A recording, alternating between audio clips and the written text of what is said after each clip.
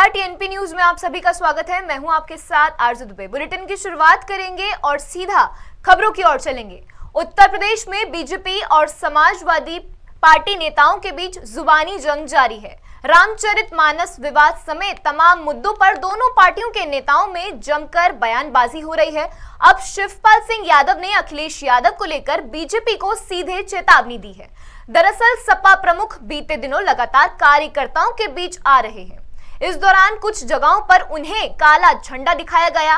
काला झंडा दिखाए जाने के बाद दोनों पार्टी के नेताओं में जुबानी जंग देखने को मिली, लेकिन इस बीच शिवपाल यादव की प्रतिक्रिया आई है। उन्होंने इस मामले में बीजेपी को सीधे तौर पर चेतावनी दे दी है। सपा नेता ने कहा कि हम काले झंडे दिखाने पर उतर आए तो पता चल जाएगा। और काले झंडे क्यों दिखाए? और काले समाजवादियों का पुराना क्या जानते हो? अगर तुमने काले झंडे दिखाए हैं और अगर हमने काले झंडे दिखाना शुरू कर दिए हैं तो फिर कहीं इनके कोई भी मंत्री घुस नहीं पाएगा, कोई मंत्री। अच्छा नेताजी, वहीं देहरादून में बेरोजगार संघ के पद अधिकारियों ने अपर मुख्य सचिव राधा रतूड़ी से मुलाकात की।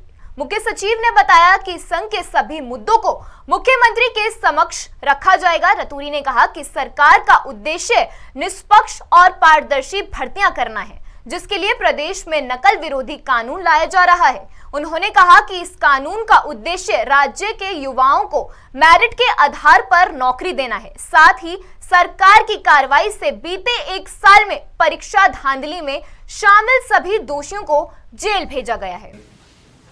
माननीय मुख्यमंत्री जी ने ये निर्देश दिए थे कि जो भी बेरोजगार आंदोलन कर रहे हैं या धरना दे रहे हैं उनको वार्ता के लिए बुलाया जाए। और इसी के तहत कल भी हम लोगों ने एक बाइट दिया था जिसमें ये कहा था कि जो भी बात करना चाहता है उनके लिए हमारे दरवाजे खुले हैं, वो आके वार्ता कर सकते हैं।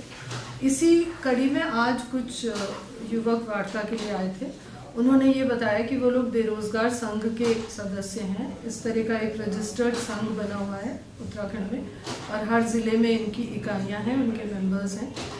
तो उनकी मुख्य मांग ये है कि जो भी प्रतियोगी परीक्षाएं हो रही हैं लोक सेवा आयोग और अधिक सेवा चयन आयोग से, वो बिल्कुल पारदर्शी तरीके से हो, निष्पक्षता से हो।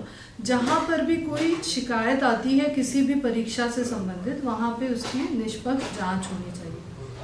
तो उनसे अभी उनके जो भी मांगे हैं वो हम लोग उन पे विचार कर रहे हैं और वो मुख्यमंत्री जी के समक्ष भी रखे जाएंगे। मुख्य बिंदु ये है कि पिछले 1 साल में यहाँ पे कई परीक्षाओं से संबंधित अनियमितताएं उजागर हुई हैं और इसमें बहुत निष्पक्ष जांच हुई। गोंडा में सामूहिक विवाह कार्यक्रम का आयोजन किया गया, जिसमें 255 जोड़ों को सामूहिक विवाह हुआ। हिंदू मुस्लिम दोनों वर्गों को सामूहिक विवाह योजना का फायदा मिला। सामूहिक कार्यक्रम में 2 तहसील सदर और कर्नलगंज के लाभार्थी शामिल हुए। शादी के बंधन में बंधे जोड़ों को तोहफे भी दिए गए। समाज कल्याण विभाग ने सामूहिक विवाह कार्यक्रम आयोजित किया था। विवाह कार्यक्रम में सीडीओ एम अरुण मौली मौजूद रही। आज रॉयल पैराडाइज गोंडा में सामूहिक विवाह कार्यक्रम का आयोजन किया गया था। इसमें 2 तहसील के लोग सम्मिलित थे। 2 तहसीलों में जो 9 ब्लॉक है, कर्नलगंज और सदर, 2 तहसील के लोग सम्मिलित थे। हमारा लक्ष्य था 302 शादी कराने का, लेकिन मौके पर 255 लाभार्थी आ पाए। उनका सामूहिक विवाह कराया गया है। वहीं बिहार के कटिहार में मरीज की मौत से गुस्साए परिजनों ने अस्पताल में जमकर हंगामा किया।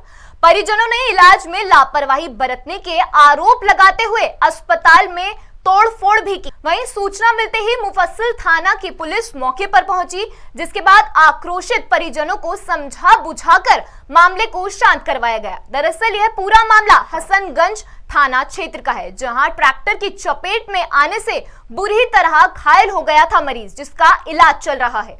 मामला की जानकारी तो आप लोगों को मिल चुका है और सब लोगों से मैं ये बताना चाहता हूँ कि ये सरासर जो है चिकित्सा विभाग की लापरवाही से हुआ है। लापरवाही क्या कि मेडिकल कॉलेज में जब एडमिट हुआ उसके बाद जब उसका ट्रीटमेंट चला तो उन लोगों ने बोला कि सेप्टिक हो गया है या फिर इसका जो नस अब काम नहीं कर रहा है, मतलब डैमेज हो गया, पूरा पैर कटवाना होगा।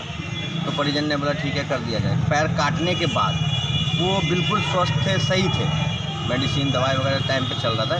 लेकिन उन्होंने कहा कि ब्लड का बात, ब्लड डोनर भी आ गए, डोनर भी ब्लड दे दिया, लेकिन वही ब्लड जब ब्लड को 6 को दिया जाता है और उस ब्लड को 9 को चढ़ाया जाता है या 8 को चढ़ाया जाता है, तो ये सरासर समझ लीजिए कि क्या चीज़ हो रहा है इसमें। वो 5-7 रोज पहले एक्सीडेंट हुई थी, FIR हुआ, प्राथमिकी दर्ज हुआ और सवेरे एक्सपायर किया है। उसके बाद इसका जो पोस्टमार्टम का कार्रवाई होता है वो हो चुका। अब ये लोग कह रहे हैं कि हम पोस्टमार्टम के लिए अभी नहीं जाने के लिए देंगे जब तक मुआवजा नहीं मिलेगा, यही बात है। बदायूं के थाना कादर चौक क्षेत्र के सकरी कासिमपुर गांव के पास 2 बाइकों की भिड़ंत हो गई। हादसे में 2 लोगों की मौत हो गई। 2 लोगों की मौत से परिवार में कोहराम मच गया है। वहीं मौके पर पहुंची पुलिस ने दोनों शवों को जिला अस्पताल पहुंचाया। पुलिस ने दोनों शवों को जिला अस्पताल की मोर्चरी में रखवा दिया और मामले की जांच शुरू कर दी है। ऐसा था कि घर से आए निकले, घर से, ठीक है, बैंक से लोन लेने रुपए लेने लगाने को ले, तो बैंक से रुपए, जैसे हमारा भाई जी करता है व्यापारी का काम, व्यापारी काम करता है, तो आदमी के काश्तकार का आलू बिकवा देता है, ठीक है, तो काश्तकार का 28 दिन पेमेंट मिलता है, तो बैंक से आता है बिहार से रुपए, तो बिहार से रुपए आया तो ये बैंक आए निकालने को पैसा, अच्छा, ठीक है, आप वो निकले बैंक के बराबर से और उसने तो टक्कर मार दी। फिलहाल के लिए इस बुलेटिन में बस इतना ही। जुड़े रहिए TNP न्यूज के साथ।